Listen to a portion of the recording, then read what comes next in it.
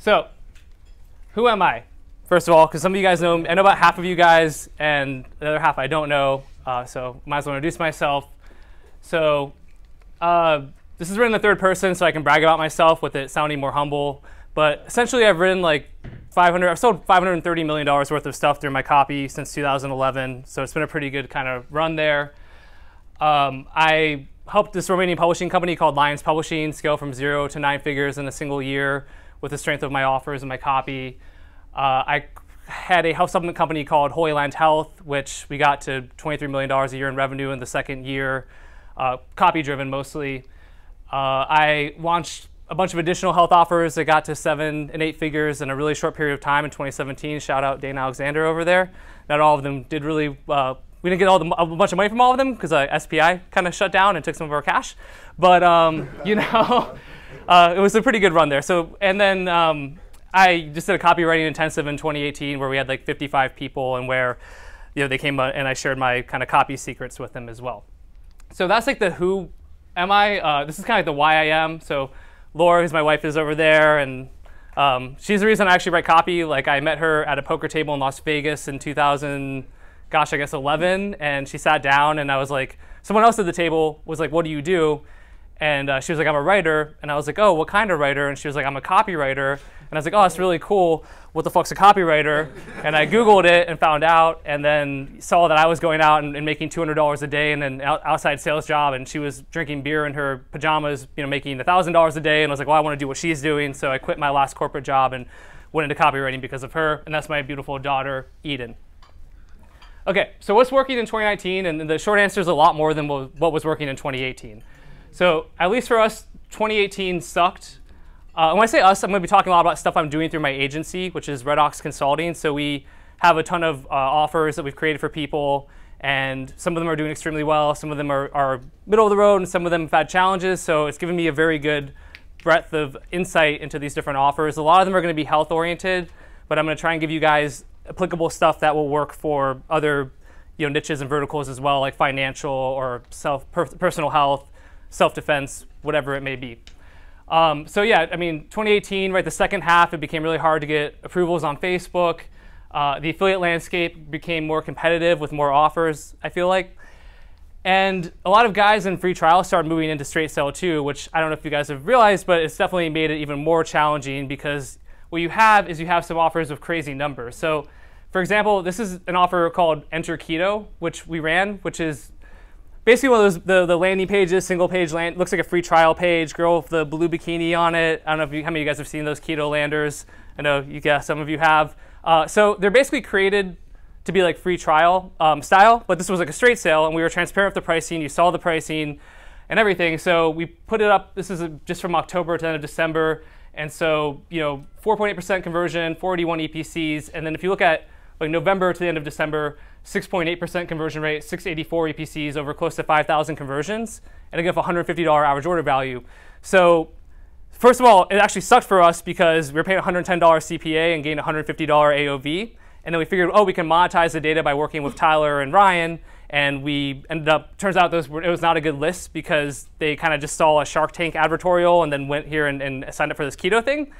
But what it does teach you is that you're competing with some offers that are getting really high conversion rates. And so with your own offers now, it's more important than ever that either you can generate your own traffic and your own media, or that you can run on Facebook and native, where those places generally can't unless they're cloaked.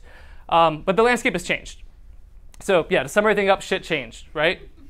I cuss a lot, by the way. If anyone's offended by that, then this is probably not the right mastermind for you. Or you can come back in 30 minutes. Yeah, Scott Rook, please cover your ears. Okay, and you can adapt or you can die, right? So we adapted by starting to work, on Google, Facebook, and native compliance for long form and direct response. I think, Emily, you're going to go into this in a lot of detail. I'm going to go in a little less detail here, but I'm going to give you some of the big things that we've done that have helped us to have success on Facebook and other traffic sources. So I started with this guy called GS85, which is a blood sugar offer. And that's just a picture of it, but I'll show it to you in more detail in a minute. But what you'll see is from January 1st to now, it's done like 800,000 in revenue and 1.3% conversion rate, which is on Facebook and okay. It's gone higher. But again, it's running on Facebook. It's long form blood sugar sales letter. So the question is like, how are we able to run direct to a long form blood sugar sales letter on Facebook without compliance headaches? Because it's super hard to do that. And it's going direct. It's not through a pre-sell or anything like that. It's going direct. So here's like 3 steps that we have for this. And we've now replicated it with some other stuff too. The first thing is building like a brand website. The second is increasing transparency throughout the buyer experience. And the third is finding the no words for your vertical and replacing them with OK words. Now I'm going to go through each step in more detail and show you that. So as far as a brand site goes, I'm going to show you one and pop out of here for a second. Hopefully I won't break everything. So this is the brand website for this blood sugar supplement. So it's pretty like basic, frankly. It's kind of like if anyone's ever built like a bank site for a health supplement company, it's kind of similar to that. But what you'll see is, you have your menu, your about us, product, FAQ, testimonials, contact us. Let me pull it over a little bit. You've got a little about us copy. We have this doctor guy who likes wearing denim instead of like a lab coat, that's his thing, The product, you've got our FAQs here. You have some testimonials, and they are real testimonials. Guarantee, footer, and that's about it. Go to the product page. It's very basic, very short copy and all of that. And we're actually doing a lot of sales on this page, and I'll explain why in a minute. So we'll go back to my wonderful PowerPoint here.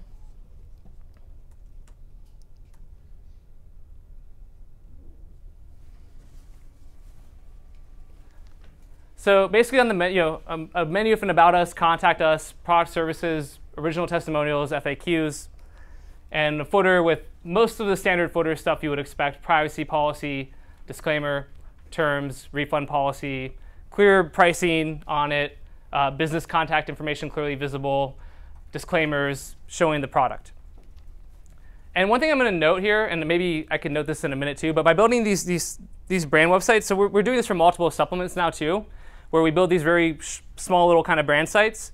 But by having them, it then enables us to launch stuff on Facebook very quickly, like other long-form offers, as long as the copy in the long form is compliant, which I'll get to in a second here.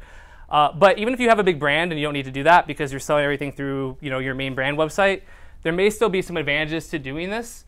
So one advantage would be if you want to test price points on a flagship product, but you don't want to do it on your main brand website, you can create a second brand and call it whatever you want. Like, instead of Keto Warrior, it's Keto Soldier. And so it's like this brand, and you can test the price points and do that without having to hurt your brand integrity.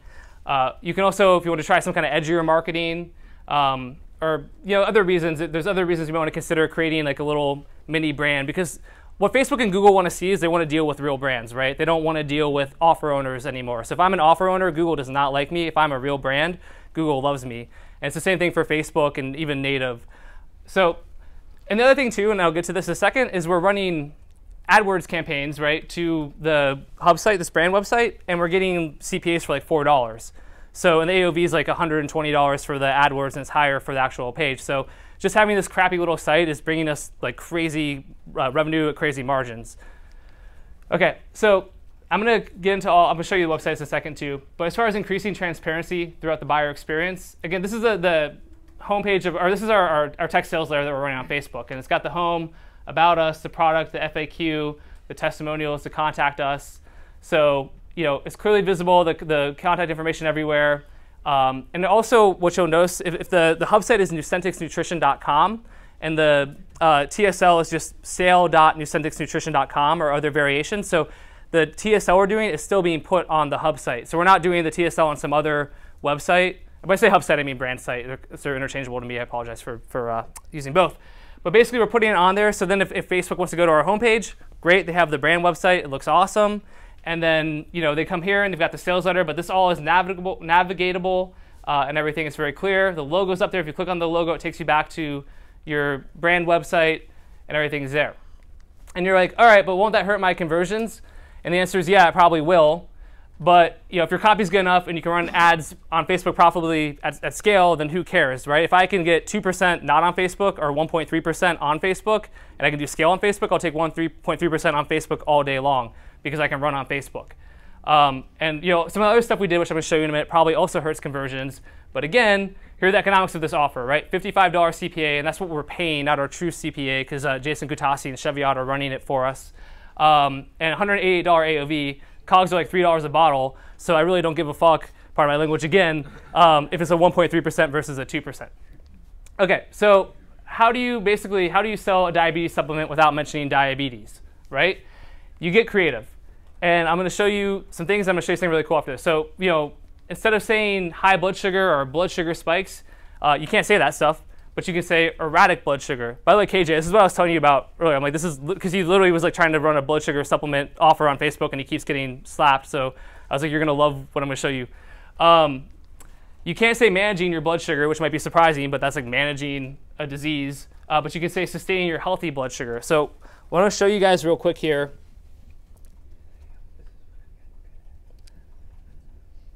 All right, so basically I've got two versions of this. This is the original version, which before we made edits, and you can see it's on its own random domain, getgs85.com. And then this is the same TSL, or text sales letter, on Nucenix Nutrition with a subdomain before it. So what you'll notice here, right, if we look for high blood sugar, it's mentioned 14 times. If you go over to this one and look for high blood sugar,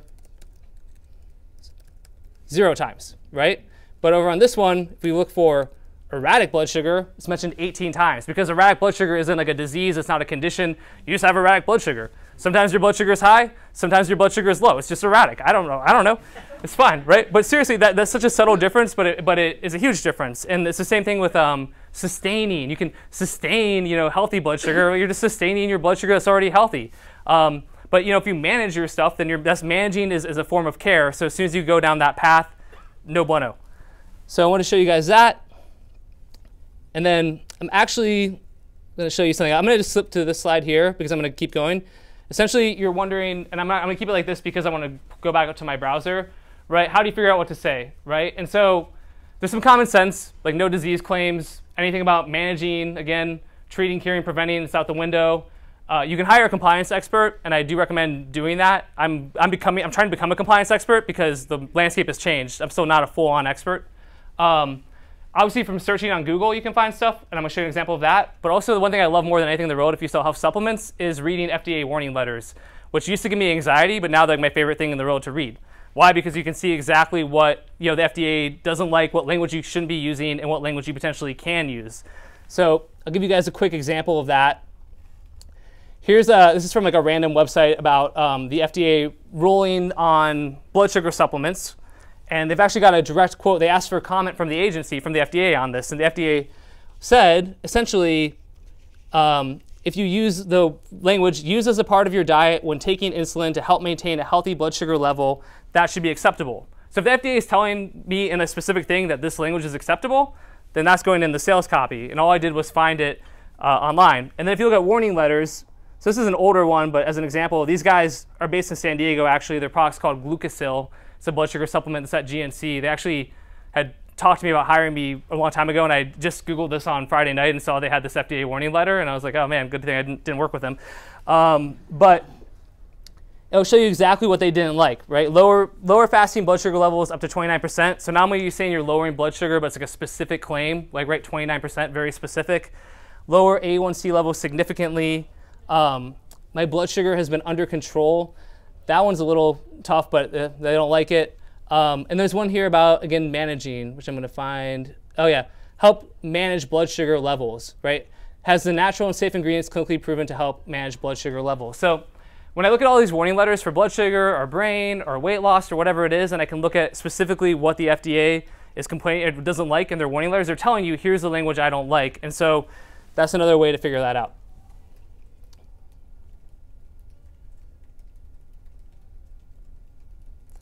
I have a question. Am I talking too fast? Because I tend to talk really fast, and I want to make sure that I'm not going so fast that I'm like losing anybody, or you're like, oh my God, just slow the fuck down. Is it okay? Yeah. It's okay? Yeah. All right, good. Cool. So, all right, let me give you guys some actionable stuff now. Okay, one thing we did with that GS85 supplement is we started testing price points. So our regular price points, and historically our price points were always $69 for 1 bottle, $59 per bottle for 3 bottles, $49 each for 6 bottles, and in this example, the CPA was $95. And with the new price point, 1 bottle, $39, 3 bottles, $35 each. I forgot the each is here, but same thing. 6 bottles, $29 each. CPA $55. So you're like, all right, we want to see what would happen, basically. And what we found, right, lower price point gave us 4x conversions on this case. It was dramatic. It hasn't always been this dramatic, but this one it was. It's another thing where, because Jason from Chevy Out was running both and was like just stopped with the high price point. He was like, oh, like, why am I doing that? The lower one is 4x better. EPCs were 27 cents higher. And I thought the most interesting part was that the declines dropped from 15% to 4%, which I actually thought was super interesting because when the declines go down, your conversions go up, right? And so I don't know exactly why the declines dropped. A couple of theories would be people having, their banks are just easier approving like lower price point amounts, right? Another thing might be just some broke asses were able to buy or whatever it is. But yeah, I mean, so it was a huge difference. And we did the test again with the supplement we have called CapsiFit, which is a weight loss supplement, right? Lower price point is 1.5% versus 0.6% for the control. The EPCs are 30 cents higher on the dot as of when I looked on Friday. Declines on this one did stay about the same. There wasn't a huge drop, and I think that may have to do with the traffic source, because on CapsiFit it's been pretty much all email, whereas with GS85 it was Facebook, and so maybe it's been warm email, like warm supplement buyers more so, where their banks already were cool with those price points. I'm not sure, why that is, but again, the EPCs are what I care about the most, really, right? Because it's an extra 30 cents, which isn't like, doesn't seem like a ton of money to some people, but another 30 cents you can do a lot with that. So yeah. Stefan, do you have yes. data on the take rates of the 6 and the 3 bottles? It went from like for the 6, it's like for the lower price point. Yeah, what were the take rates on the 6 and the 3 bottles higher? So your front end AOVs relative to CPA? They were higher, but we did one other thing which I'm going to share, which actually helped them get higher too. But they were higher. The AOVs for that one, because even with the low CPA, it's still like a 180 something CPA, and partly because we have upsells dialed in, stuff like that too. But yeah, the take rates go up significantly, and I'll show you one other thing we did that also helped with our 6-bottle take rates significantly as well here.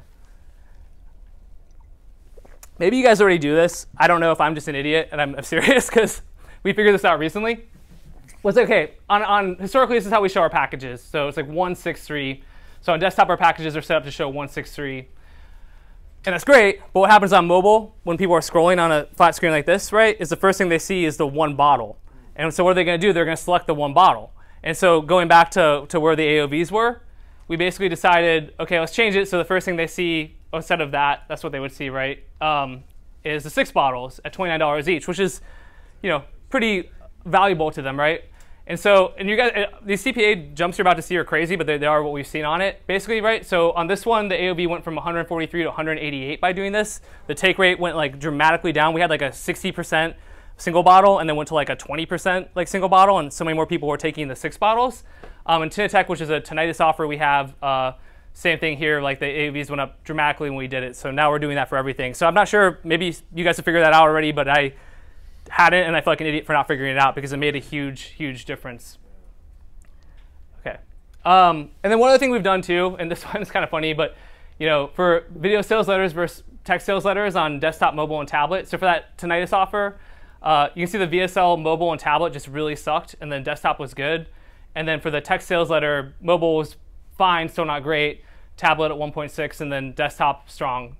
So all we did is we just started rerouting all of our traffic on mobile and tablet to the text sales letter instead. Because we have some guys who like only want to run to a VSL, and they're just so like adamant they don't want to do a VSL. But we just did it anyway. So we're like, yeah, whatever. If they get mad, they'll get mad. But if their EPCs are way higher, then they're probably not going to get that mad. So it was kind of like an ask forgiveness thing. So doing that for this one, right, we've seen that conversions have increased by an average of like 0.5%, which is significant on its own right. And then we have like one partner who runs off native traffic, and his increase was 0.9%, which is the difference between him being able to scale the shit out of an offer and having zero interest in it. So another thing there, I mean, if some of you guys probably have your mobile really dialed in, and God bless you, but if you're kind of struggling with mobile optimization, for us at least, just going right to text sales letter was way better.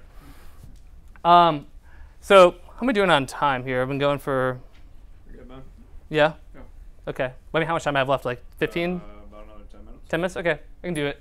So all right, about this Tinitech offer, right? It's still fairly new, and it's also fairly black hat. And I put a little sorry to Giddy Up on there, because Giddy Up just did their whole manifesto about, black hat is the devil.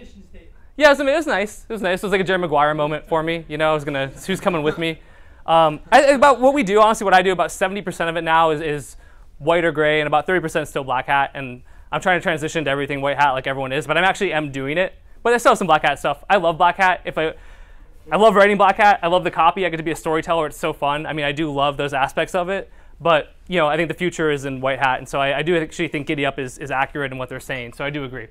But anyway, about this offer, right? In the sea of black hat offers, we've had a lot of list owners already tell us it's one of the best offers that they've ran to their list in years. I put out Brian Bigelow for a shout out because he ran to it, and yeah, it was pretty good, right? It did great. Yeah, it did really well. It was like 6.7% for yours.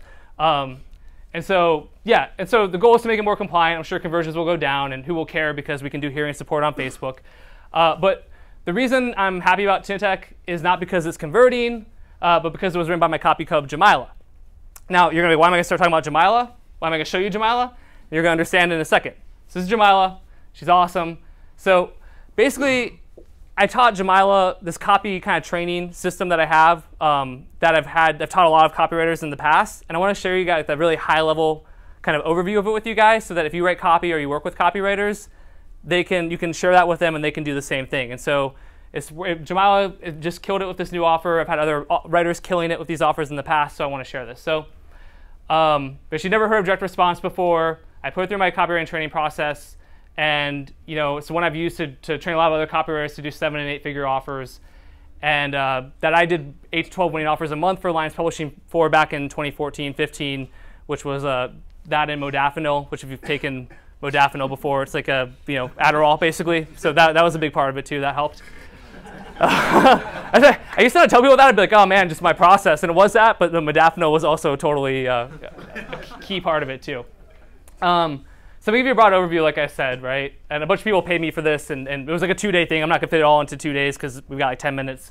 Sorry, you got 20 more minutes. I got 20 minutes? Yeah. Okay, well then let's do the whole fucking thing. Let's go. But I want to share what's working, but this is something that's kind of timeless too. This is something that has been working since like 2013, 14, and it's still working now. And so it's something that, again, that people have found very valuable. So I want to try and share the biggest parts of this with you guys. And actually, one thing that's funny is this is good stuff because people are still talking about it. On February 13th, Fran comes into my Facebook thing for the intensive, and he said, "Holy crap, this thing is like fine wine. It gets better with age." To which Alan Baylor said, "I agree. I referred back to it last week to grab the high AOV close. Fine wine indeed." And so that's the best compliment I can have is it's been like a year, and then I don't really post in this group, and that they're coming in and just talking about it. So let me get into it after a sip of water. So basically, what it is the RMBC method is what I call it. It stands for Research, Mechanism, Brief, and Copy. A few of you guys who were at my intensive, like Cody, Ian, a few of you guys have seen it before, but most of you haven't. So let me kind of break it down for you guys. The research module is what you would think. It's doing research before you write copy. I'm going to give you guys kind of some bullets on what I look for when I'm doing research, and then feel free to use those or not. I can't give as many examples as I normally would, but I'll show you guys a lot of stuff, right? So some of this can be basic, like who's your customer? How old are they typically, right? What attitudes do they have? Religious, political, social, economic? What are their hopes and dreams? What are their victories and failures? What outside forces do they believe have prevented their best life? What are their prejudices? And then some of their core beliefs about life, love, and family in 1 to 3 sentences. So the point of this is going to be you're already trying to get inside their skin. You're trying to not just be like, oh, it's 55-year-old plus, white, male, conservative Christians. Like, that's cool, great. So what do they believe? How do they talk? What are their language patterns? What's holding them down? What are they pissed about? Like, oh, they're still pissed about Obama and Hillary. I don't know why, because they're not doing anything, but they are, right? And they also feel like the government's, they hate Big Pharma, they hate Medicare. But I'm trying to find, what are all these reasons? Maybe it's like the Napoleon Dynamite, and if they had just been put in to play quarterback in 1988, life would have been different. But I want to figure out why is it that they, feel the way they feel. And one bonus tip for anyone in the health side of things is this website, it's Reddit, but this thing called Fat People Stories, reddit.com/Fat People Stories. I don't know if any of you guys have been there before, besides people at my intensive. This thing is gold. I'm not going to pull it up right now, but if you go there, it's just all these people sharing their most embarrassing and horrible fat people stories. So it's this there's thousands of them, and it's terrible things like, people on an airplane and they got like stuck in the seat, or, someone came into the ER and there was like ice cream under their folds of fat. It's just terrible shit. I know, I'm sorry, I got vivid, and I just made that up, but like it just had to give it to you guys. I had to give you that picture. But it's incredible. So if you do health, like that place is like, oh my God, you will never starve for ideas, pun intended, starve for ideas ever again, honestly. Okay, so a couple more things, right? What is the market already using? What has their experience been like? What does the market like about existing solutions? What does the market dislike about existing solutions? Are there horror stories about existing solutions? Does the market believe existing solutions work? And if not, why? So on this, honestly, like Amazon is a really easy place to go and look at 5-star reviews and 1-star reviews. You don't care about anything else in the middle, really, right? But if you can go there and you can find out for a product, like I was an example of a aquaponics thing, and it's like a really small thing with like fish and then like a little garden on top. And so the 5 stars were kind of like, you know, now I can survive and grow food, and I've got this fish. And then the 1 stars were all of the fish had died. So a lot of fish have died, you know, as a result of this product. But then you know, okay, if I'm trying to do an aquaponics thing, I'm going to be like, and you know, these fish will live and thrive and be happy and get fatter until it's time to eat them, or they keep, you know, sustaining the system there. So Amazon is one place. There's other places too, but I want to find out kind of what they like and don't like. And then the last part here that I'll put for research now is the curiosity aspect of it, right? So has someone tried to solve the market's pain points before in a very unique way? And what was the result? Is there a conspiratorial story behind why old solutions didn't work? Are there any older attempts to solve the problem pre-1960 that are unique? And what happened? Like, were they successful but forgotten? Were they a failure? Why? So this stuff's always be really powerful in copy. If you can find, you know, the classic thing is like Tesla, right? Like Nikola Tesla discovered free energy and all this shit like back in whenever Tesla was alive, but then evil Edison kind of squashed it. And, you know, now like all these secrets have been lost for 100 years. But it's not just like Tesla. I mean, you can do, you know, a million of them. You'll see Dr. Ansel Keys if you're into keto, right? Ansel Keys is this guy who came along and said, fat's bad, go low fat, go high carb. He's the reason. So before 1960, we weren't fat, we didn't have diabetes, we weren't dying of cancer at a really tremendous rate, and then this one bad guy came and screwed everything for everybody. So I love finding that, because even if you're not trying to write really heavy conspiratorial copy, there's still kind of angles you can have, and you can uncover interesting beliefs. Daniel Toe, for you guys who know Daniel Toe and Spark Health, would kind of do this with the indigenous tribe, like why this one tribe in New Zealand never gets diabetes, which is sort of a play on the French paradox, which is a famous kind of copy thing too, of why the French can smoke cigarettes and drink wine and eat bread, but they're not fat and they live really long. So you're trying to kind of just get in this sort of interesting mind space as you do your research there too. Okay, second part of it is the mechanism. So there's 2 parts to unique mechanism. Okay, there's the mechanism behind the problem our prospect faces, and there's a mechanism behind the solution to that problem. And there should be a logical connection between the 2 of them. One mistake I see a lot of copywriters kind of make, or if it's not a mistake, I think I just wouldn't do it that way, is they look at the mechanism for one piece of this. So they may look at the mechanism for the solution and try to show you why the solution is unique, or they may show you why the problem is kind of like your problem is unique, but they don't do both. And so if you can be like, I think I put it here, right? So by showing the unique mechanism behind the problem, you get the prospect to understand why they failed in the past. But by showing the unique mechanism behind the solution, you get the prospect to believe that the product will bring them success where other alternatives have failed. So they're both really important, because if you're like, you know, with not being able to lose weight, if you just are kind of like doing the same shit that everyone's doing, and you're like, you know, diets don't work because you yo-yo and it's hard to stay on them and you get hungry. Like, sure, but they've heard that like a million fucking times, right? Everyone's heard the same stuff. But if you can find this interesting reason, like this is why you're actually fat and not able to lose weight, then you start to get their attention, because you're like, oh man, okay, this is the real reason. This is why nothing else has worked before. And then when you come up with your solution and it's a unique connection, they're much more likely to grab onto it and want to buy it and want to own it. And so this is an example I just literally made up Friday night, and so hopefully it makes sense. I think it will. So a problem, right? A strong immune system keeps you healthy. A weak immune system keeps you sick. This is if we were trying to sell like an immune system offer, right? But did you know that 90% of your immune system is found in your gut? The 90% isn't the exact number, but something like that. What this means is that if you're struggling with immune problems right now, there's a good chance your gut is to blame. So if I have immune issues and I'm like always thinking, oh, my immune system sucks, and it's like whatever it is, inflammation, you're like, oh, it's actually your gut that's to blame. And they're like, oh, wow, okay, I changed my mind. Mark, we talked about it as like the paradigm shift kind of aspect of it. Because it's like a new paradigm. You're taking them to a different paradigm. That's not my idea. That's some other brilliant copywriter. It's the paradigm. Yeah, no, it's whoever the guy was you talked to. But it's a new paradigm. You're taking them from over here to over here. So then, right, the solution, so if you want a healthier immune system, you first need to improve your gut health. And that's why we design product to support a healthier gut so you can feel better and live a healthier life. So that's how you're kind of bridging this gap between the immune system and gut health, but you're doing it in a way that makes them sort of rethink what they thought they knew. And so that's what the mechanism should be doing. Okay, the last part, or actually, sorry, second to last part is what we call the brief. So the brief is going to be like your outline where you're going to just answer a bunch of questions which you should already have after having done the research in the mechanism so that you can write the sales copy a lot easier. So the brief is essentially, I'll go through some of the questions and examples of it, but we take our research and our mechanism and we put it all together. We answer the questions in the brief, and we'll now be able to have everything we need to start writing the copy. So here's the components from the brief, and I don't have the cool sliding effect on this, but we'll go through them, right? Who's the audience, which you already know because you've already done your research. What are their biggest short-term and long-term pain points and fears, which you already know because you've already done your research. But you're writing this out, and I would write it out in an emotional way, like how you're going to write it in your copy, too. I wouldn't just be like 55 plus, right? I would be like, here, I'd be in their skin, writing it, answering it as if I was them.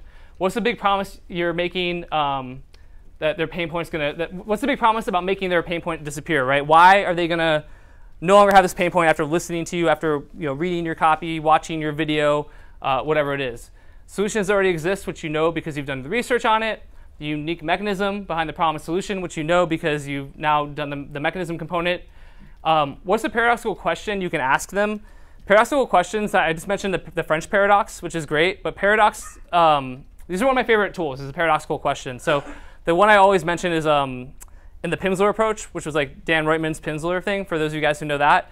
Right? His paradoxical question was, why is it so easy for like a little kid to learn a language, but it's so hard for an adult to learn a language? And you're like, well, why, right? And he's like, well, because a kid just learns intuitively, and like there's a whole way that a child learns that's intuitive, and as adults we try and do this sort of like structured way that just doesn't actually work for us. And so basically, his paradoxical question was designed to also explain his mechanism, which is that you're going to learn language the way a little kid would learn a language, the way we intuitively and natively learn language, instead of the way that these other courses have. So that's one. Why do people in this random place never get fat, whatever? All kinds of stuff like that. So paradoxical questions are very powerful, and I try and use them all the time. What's the product, which obviously you should know by the time you get to this point. But I would write it out, and I'd write it out like I'm going to write in my copy. So I wouldn't wait here. I would actually just start writing some of the copy for the product. And what's the background, discovery story, and same thing. I would write that out as if it was what I was going to put into the sales letter. Because if you do all this stuff, and there are a few other things from the brief, but these are the main points, you can start taking it and just moving it into your sales copy, like very modularly. And instead of like staring at a blank white screen and being like, oh man, I have to write all of this copy, you sort of have like the main pieces that you're going to want to talk about in there. And there's parts where you get to a section you feel stuck, but you're like, I already wrote this in the brief, and you can just copy and paste it in. So then the final part is going to be the copy itself. That's the last thing I do. So a recap, I guess, really quick, right? Research, mechanism, brief, and then copy. And I have a pretty in-depth outline. I don't have time to go into that today. If you really want it, come talk to me and I'll share it with you, or email me or Facebook message me. I don't mind sharing my outline. But the big parts, and this is pretty obvious, right? But the lead, the background story, unique mechanism of the problem, unique mechanism of the solution, product build up and reveal, and your close. But super simple. Most of you guys know that. I do like that in that order, though. With the one big mistake I see people make a lot from a copy perspective is that they try to take their mechanism and put it up into the very beginning, into like the lead of the story. So they start trying to to teach you stuff when it's like that's not what the lead's there for. The lead is literally there to just grab you, fucking put you in your seat, and be like, now stay in the seat until I'm done talking to you. That's what the lead's for.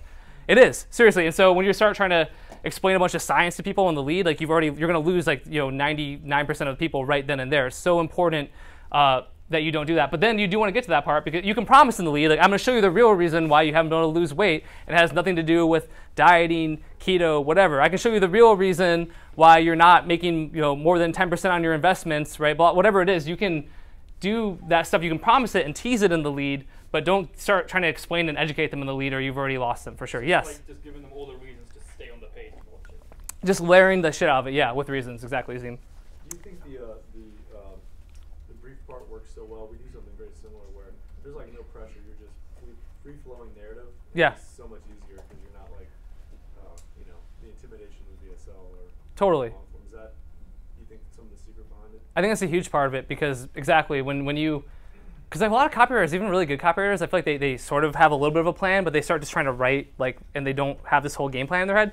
But the brief is pretty no pressure ish, right? Because you're just sort of you're creating it as you go, you're revising it, no problem.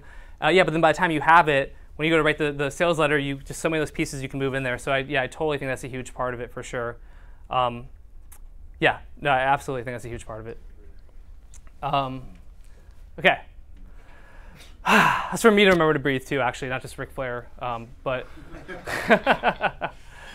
so that's about it. If you want to connect with me, my Gmail is stefanpaulgeorgia@gmail.com. That's actually my cell phone, so don't like give it to everybody. But it's there. Facebook and Instagram, even though I'm not super cool with the Instagram because I'm a dad now, so I googled how to do a story the other day and I did my first story. So if any of you were connected with me on Instagram and you saw Stefan just did his first story, that was after going through the steps on Google to see how to do it. But I am on Instagram too. And then if we have time, I can take questions if anybody has questions or anything like that. Yeah, got like 5 minutes. Does anyone have any questions? I just mind blown that one? Yes. I'm curious. Have you put this in front of, let's say, an existing A-level copywriter, your structure? How did they react to it? What's their dynamic around that? They really liked it. So I did put water down my wrong pipe, right, as you asked that. Yeah, like Evaldo Albuquerque with Agora. He was at my copy intensive, so I was really nervous because Evaldo was a great copywriter and extremely just brilliant. And so I was kind of worried that maybe he'd be like, oh, I know all this, or my process is better. But I asked him, and he thought it was awesome. He loved it. He did a lot of similar things already, but there was also a lot of things that he felt like he was able to take from it and that he got value from too. And then some other good, like Andrew Contreras, who's a pretty good copywriter. I don't know if you're familiar with him, but he, I trained him on all, he uses like the same method. Yeah, and some other people do too. So yeah, I think overall, yeah, they like it. Because usually they have something, again, by the time you're an A-list copywriter, usually you have some kind of template or some kind of thing, but I think mine, especially in the fully detailed version, which I'm not trying to be like, I wish I had time to go through, I wish I had 2 days to tell you guys all of it, right? But I think, I think it just helps you. It's so systematic that's really, it takes all the anxiety out of it because you just go step by step. And for me, like every time I've followed this process, I've written like really good copy. And every time I've been like, I'm fucking such a good copywriter, but I'm gonna take this one off, right? I struggle, it takes like a month, like the copy's shitty, I have to rewrite it. And so for me, like it's just such a good process. And so a lot of other A-level guys have seemed to find that it is the same way. Yes? Are there any pieces in that process that typically you get the most fuel for your ads, like on media? Yeah, probably, the pain points, the research actually is a lot of it, because once I know the language that, the market's speaking and what they're saying, as much as I can put that in ads without calling out the user, because a lot of times we can't really call out people in the ads, we'll use that kind of stuff. It's probably the biggest part is through the research component of it. And then one thing I'll do too is with sales, I have like this subject line and headline like matrix, where I'll basically break down every part of it. So like pain point, surprising information, all of that, and I'll kind of start pulling from the sales letter once I have it and putting it in there. And by doing that in these little bite-sized chunks, I start getting these really good like headlines and subject lines out of it. So I'll go through and find good lines in like the actual copy too, and then just sort of start creating headlines and like ad copy from that too. Her and then you, yeah. Yes, Heather. So paradoxical question. You mentioned the guy really quickly, Dan Roitman. Say it again. Dan Roitman, Roitman. And what was he? He had a thing called Pimsleur method or Pimsleur approach, which is, it's like the Pimsleur thing has been around for a long time, but he took it, packaged it, sold it, got to like 9 figures a year doing it, then got into some regulatory challenges. But he's a brilliant guy. He's here at TNC. Yeah. Last piece of that, the headline matrix. Did you have a process for that, or maybe? Yeah, I can show you guys like super fast. Yeah. Okay. Let me go super fast. If I can do this. I don't know where it is here. Isn't that?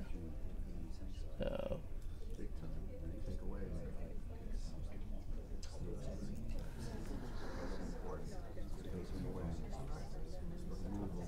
Okay. So guys, really fast here. So I'll kind of show you what I'm doing, right? So I'm taking this for a sales letter, and I'm pulling out, and there's more to it that's going to go for multiple pages because I have it zoomed up. But I'm looking at the promise. I'm looking at the problems that are mentioned. I'm looking at if there was a new cause that was discovered. So again, like, oh, new, the surprising cause of heart disease, or the surprising reason why, whatever. The mechanism that if there's a well-known remedy is wrong or bad, like, for example, will keto kill you? I don't know. Someone has some anti-keto offer, or why putting money in an IRA is the stupidest thing you can do, or will put you into early bankruptcy. If a well-known problem or taboo is really a solution, right? Like eating a lot of bacon and eat bacon and lose weight. What's the dominant emotion? So if there's like anger, fear, joy, whatever the dominant emotion is, what's the story? What's that one? Sorry. Uh-oh. Okay, conflict, controversy, challenge, shock. So anything that's shocking in the sales copy, as much as you can if you're ad copy, because shocking can get a little weird with ad copy as far as approvals and compliance. Problems with the normal solution, people in there, right? So if Hillary's in there, like Hillary's dirty secret, or why Trump's like $1 billion gamble, something like that. Topical stuff, same thing if it's in the news, that always goes well with like ad copy. Believability, so Harvard MD or Gil Gundry was always like this top US cardiologist says whatever, so there's credibility there and believability. Urgency and scarcity if you can, and then targeted as much as you can with being compliant, like why 55 plus seniors are terrified of this new Social Security law or whatever it would be. I do have one that's kind of filled out if you want to see examples really quick. I think this might be for blood sugar from like years and years ago. Oh no, I did for a dog one actually, cool. Okay, right, so this is from a sales letter where the promise was like add years to your dog's life. The product has 14 ingredients or less. You can reduce your vet bill every year, shinier coat, cleaner poop, no more dog farts. But no more dog farts is a great fucking line though, right? Like in an ad, like even a subject, it's like no more dog farts, ? And you're like, hey, this like breakthrough new food, like, it's for this company called Smack, which I wrote copy for and they never did anything with it, but it was a really good product. It was 14 ingredients, like basically raw food, but in like dry freeze or whatever, condensed. And so it was a really high quality, like super good, awesome testimonial. So this is going through that and just finding a bunch of stuff there. So again, if the problem, right, dogs staring at you with sad eyes, which is very sad. Dogs low appetite, walking into a wall, peeing on the floor. I'm trying to go fast. New cause discovered, right? Processed foods are bad. Commercial food killing your dog. New mechanism, raw, dehydrated food. Like dogs eating the wild, which I love. This is all stuff. So basically, this was all in the sales letter. I'm just basically pulling stuff from the sales letter, like little things I like, and putting them into this matrix here. And so that's the matrix, if that makes sense to you guys. Emily, did you have a question still? Yeah, just real quick. You talked about not getting to really explaining much before you go through the lead. Can you break down what's in your lead? Like, how long is that? Are you just talking about the headline and hook, or? The lead's going to depend on. I mean, it depends, right? If you're doing like a 5-minute video or like a 45-minute video or sales letter. So obviously that's going to depend what's in the lead. I can here real quick. I don't want to go too over, but let me show you guys real quick. Make this bigger. Can you guys read it yet? Let me know when you can read it. I'll make it. Yeah? Okay. So what I'm generally trying to do is call out the problem, promise a solution to the pain point, and a promise to like save time and money. I'm usually trying to tease an emotional discovery story, if possible.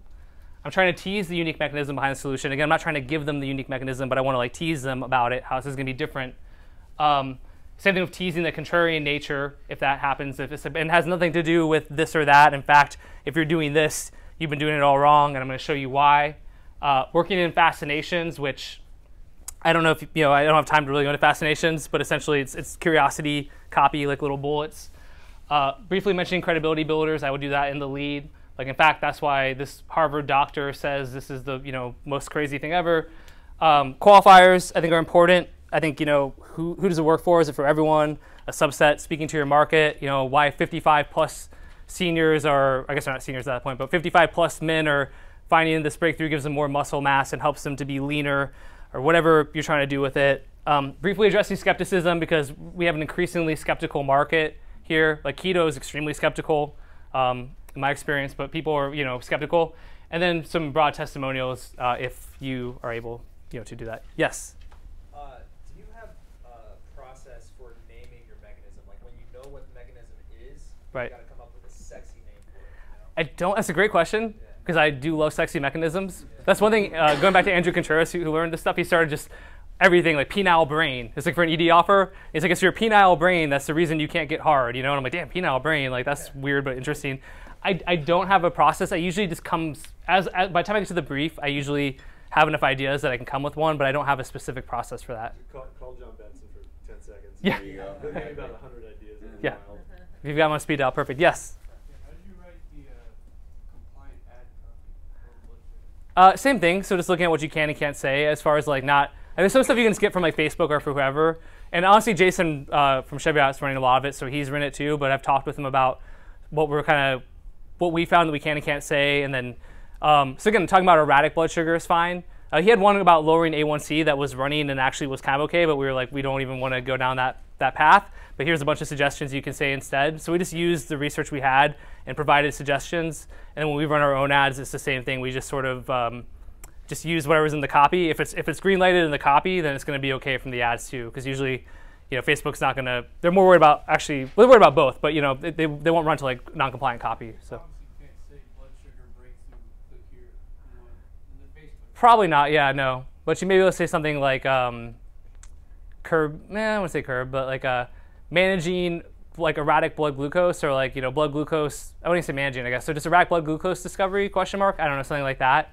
But yeah, I wouldn't mention blood sugar, but blood glucose is better. Okay. Any other questions? I gotta stop. Yep. Dane, last one. With those TSL VSL results, pretty amazing. Exact same copy. Any other differences we should be aware of? No, yeah, the exact same copy. I mean, the TSL is nicely formatted and stuff like that. I've talked to other guys too, where for them on mobile, if they have a VSL, they still have the long form underneath it and stuff like that too. I've talked to actually 2 different people in this room about that, but I've also other people outside this room too. Is that a delayed pop on the long form or long form out the gate? I think it's out the gate, but that would depend. But yeah, for us, again, we're not doing that because our mobile just sucks. So for us, the TSL was just better. Cool. All right, last question. Okay, so if you have more ideas for your study, how do you decide which is better? If you have more than one and you Test it. Yeah, the short answer is testing it. Yeah, and you can test it in different ways, right? You could test ad copy with like the big idea, and then just be like, okay, I'm going to send it to whatever page and just see what ads are getting the higher click-through rates and the better response and engagement. And if you run it that way, then that's one of the fastest and easiest ways because you don't have to write the whole sales letter first. Or if you can have 2 versions of like the sales letter too, you can test it. Test it in email copy too. Yeah, email copy is awesome as well. Yeah. All right, let me stop before Justin kills me. Thank you guys. Appreciate it.